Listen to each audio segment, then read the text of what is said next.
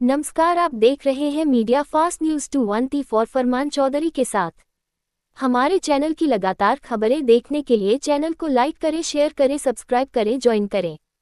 भारत विकास परिषद योग शाखा मेरठ का दायित्व ग्रहण एवं पारिवारिक मिलन समारोह बहुत धूमधाम से संपन्न हुआ। मंच का संचालन शाखा संस्थापक अशोक कुमार गुप्ता, सचिव कैलाश चंद्र एवं राधेश्याम गुप्ता ने किया। दीप प्राज्वलन के बाद राष्ट्रीय गीत वंदे मातरम श्रीमती शकुंतला गुप्ता, श्रीमती सुनीता सिंह, श्रीमती बसंती त्यागी एवं श्रीमती प्रीति गोयल द्वारा सभी को साथ लेकर के किया गया। स्वागत गीत श्रीमती शकुंतला गुप्ता, श्रीमती सुनीता सिंह, श्रीमती संगीता सिंह एवं श्रीमती प्रीति गोयल द्वारा किया गया। शाखा के नए दायित्वधारी शाखा अध्यक्ष कैलाश चंद्र गोयल, शाखा सचिव नरेश कुमार गुप्ता, शाखा कोषाध्यक्ष अमित गुप्ता, शाखा कोषाध्यक्ष अमित गुप्ता, शाखा गतिविधि संयोजक सेवा अशोक कुमार गुप्ता, चंद्रलोक वाले गतिविधि संयोजक पर्यावरण कृष्ण कुमार गोयल, गतिविधि संयोजक संपर्क विकास गुप्ता, गतिविधि संयोजक संस्कार मनोज कुमार गर्ग, गतिविधि संयोजक महिला सहभागिता सुनीता सिंह को प्रांतीय महासचिव श्री मुकेश चंद्र गुप्ता जी द्वारा पद तथा गोपनीयता की शपथ दिलाई गई। शाखा परिवार में 11 नए सदस्यों को जोड़ा गया, जिसमें श्रीमती संगीता लंबा, श्री संजीव बालियान, श्री दीपक जिंदल, श्री प्रदीप गर्ग, श्री लोकेश सिंगल, श्री नरेश कुमार दानी, श्री गौरव गुप्ता, श्री देवेंद्र गोयल, श्री ऋतु गुप्ता, श्री अशोक बंसल, श्री मनोज कुमार गर्ग को दायित्व जिला इकाई के समन्वय व श्री दिनेश चंद्र गोयल द्वारा कराया गया। शाखा द्वारा प्रांत को सदस्यता शुल्क के 30,150 का चेक दिया गया। पूर्व अध्यक्ष श्री विष्णु कुमार अग्रवाल ने अपने प्रांत से आए सभी दायित्वधारी का सम्मान किया एवं 11,000 रुपए का चेक देकर स्वयं को विकास मित्र बनने की घोषणा की। वर्तमान अध्यक्ष कैलाश चंद्र गोयल ने भी आगे वर्ष 2026-27 में शाखा को नई ऊंचाई पर ले जाने का व प्रांत द्वारा दिए गए सभी कार्यों को पूरा करने का सभी सदस्यों को साथ मिलकर चलने का वादा किया एवं 11,000 रुपए का चेक देकर के विकास मित्र बनने की घोषणा की। ये दोनों चेक प्रांत को दिए गए। मुख्य अतिथि श्री अनुराग दुबे जी ने शाखा की पूरे वर्ष के कार्य की प्रशंसा की एवं विकास मित्र बनने पर विष्णु कुमार अग्रवाल, कैलाश चंद्र गोयल को बहुत बहुत शुभकामनाएं दी। श्रीमती पुनीत गुप्ता ने पूरे वर्ष महिलाओं एवं बच्चों के द्वारा किए गए कार्यों को विस्तार से बताया। इस अवसर पर मुख्य अतिथि श्री अनुराग दुबे, सीजी प्रमोद गर्ग जी, लता शर्मा जी, प्रांतीय अध्यक्ष श्री सरल माधव जी, प्रांतीय महासचिव श्री मुकेश चंद्र गुप्ता जी, प्रांतीय वित्त सचिव श्री प्रवीण गुप्ता जी, प्रांतीय महिला सहभागिता श्रीमती आशा जैन जी, श्री बंसल जी, श्री मुकेश चंद्र शर्मा जी, श्री दिनेश चंद्र गोयल जी, मीडिया प्रभारी विकी शर्मा जी एवं शाखा के सभी सदस्यों का सानिध्य प्राप्त हुआ। सभी शाखा के अध्यक्ष सचिव ने सहभागिता की। शाखा के संरक्षक एवं प्रांतीय गतिविधि संयोजक डॉक्टर सुबोध गर्ग जी ने पूरे वर्ष की रिपोर्ट पढ़ी एवं सभी अतिथियों का आभार व्यक्त किया। अंत में शाखा संस्थापक अशोक कुमार गुप्ता ने राष्ट्रगान कराया एवं सभी को स्वादिष्ट भोजन पर आमंत्रित किया। समाज में भी और हमारे सरकार की तरफ से भी स्कूलों में ये नहीं होता कि रिपीट हो रही है सब चीजें, वही चीजें करे जा रहे हैं कि मजा नहीं आ रहा। तो इसी तरीके से नए सदस्य जुड़ेंगे, उनके अपने विचार भी होंगे। आप उनके विचार लीजिए उनसे कि भाई साहब क्या करना चाहिए, कैसे करना चाहिए। उनको भी अच्छा लगेगा नए सदस्यों को कि हाँ जी हमारे को पूछा जा रहा है, हमसे काम करवाया जा रहा है। तो खाली आके बैठ गए वो लोग और कुछ नहीं करा तो वो मजा नहीं आने का। वो थोड़े बहुत दिन में सोचेंगे यार क्या करेंगे जाके शाखा में। आपको उनको इन्वॉल्व रखना है अपने साथ, यही सबसे बड़ा। इसीलिए हम लोग आपसे कह रहे हैं कि हर गतिविधि की टोली बनाइए।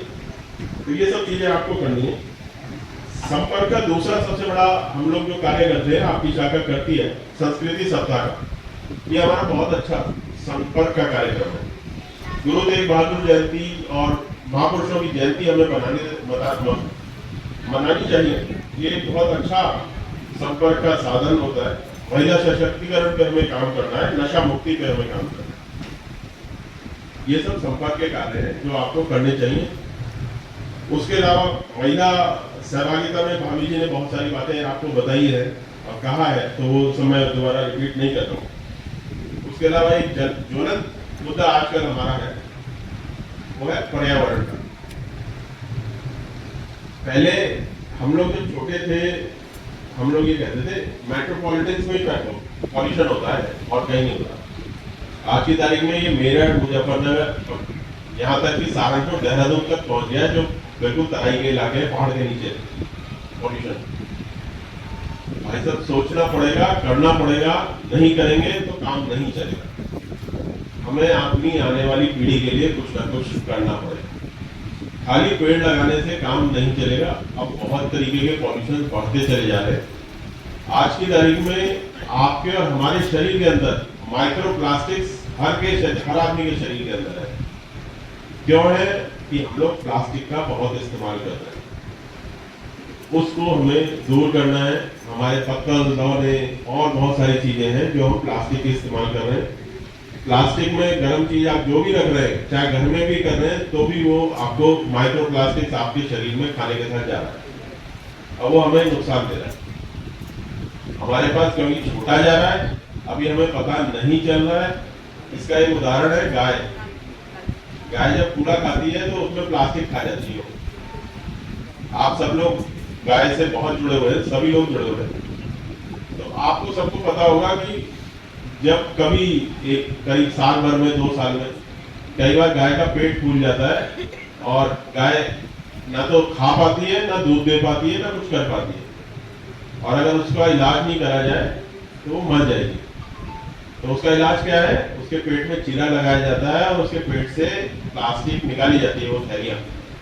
और कई बार तो वो थैलियां ऐसी होती है कि 10-10 किलो, 20-20 किलो, 50-50 किलो थैली निकलती है गाय के पेट से। वो काम हम लोगों के साथ भी शुरू हो चुका है, हमें उसे अवॉइड करना है। कैसे अवॉइड करना है ये आप सब लोगों को सोचना है। उसके अलावा जल संरक्षण पे बहुत बड़ा काम है। मैं हमेशा एक एग्जांपल देता हूँ। सब बुजुर्ग बैठे हैं यहाँ पे, सब लोग बैठे हैं, हम भी जिस श्रेणी में आते हैं 50-60 वाले भी, सबने हैंड पाइप से पानी पिया हुआ है। सबने, हो सकता है छोटे बच्चों ने ना पिया हो, लेकिन हम सबने पिया हुआ। आज आप शायद, मैं नहीं मानता कि शायद ही पूरे शहर में, क्या गांव में भी कोई हैंड पंप ऐसा नहीं मिलेगा जिससे आप पानी पी सकें। इतना पॉल्यूटेड हो गया है। तो ये तो हमारे देखते देखते ही हो गया। तो हमें कुछ ना कुछ तो सोचना है। वाटर हार्वेस्टिंग के बारे में सोचना है, एयर पॉल्यूशन के बारे में सोचना है, नॉइज पॉल्यूशन के बारे में सोचना है, प्लास्टिक के बारे में सोचना है। हमें सभी का मिलजुल के काम करना है पर्यावरण के ऊपर। तो ये सब चीजें हैं छोटी छोटी जो गतिविधि वालों के लिए मैंने बताई। उसके अलावा मैं आपसे, जैसा हमारे इन्होंने वित्त सचिव जी ने रिक्वेस्ट करी है और हमारे अशोक भाई का मान भी गए हैं, और मेरे को पूरी उम्मीद है कि वो कर ही लेंगे, 25% की सदस्यता वृद्धि। एक मैं निवेदन करूंगा अशोक भाई साहब से, प्रांत का एक कार्यक्रम का आतिथ्य लेना है, और वो क्या लेना है वो आप जल्द से जल्द बताओ। तो आप लोग भी शुरू करिए बाल संस्कार शिविर। अब छुट्टियां होने वाली है बच्चों की, आप किसी मंदिर में, किसी ऐसी जगह, स्कूल के बरामदे में, कहीं भी आप अगर करेंगे, आप लोगों के सबके बहुत अच्छे अच्छे संबंध हैं, कहीं भी आप कोशिश करेंगे थोड़ी सी, तो बाल संस्कार शिविर आप लगवा सकते हैं।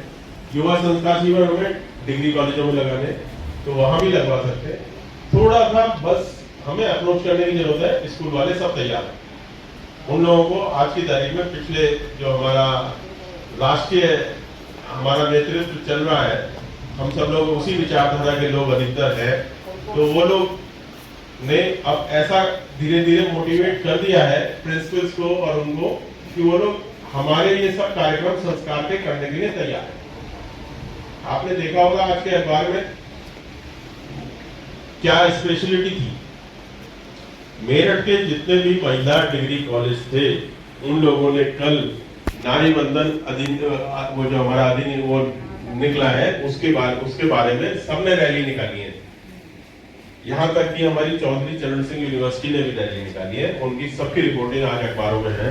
तो आप ये एक परिवर्तन देख रहे होंगे समाज में भी, और हमारे सरकार की तरफ से भी स्कूलों में परिवर्तन आ रहा है।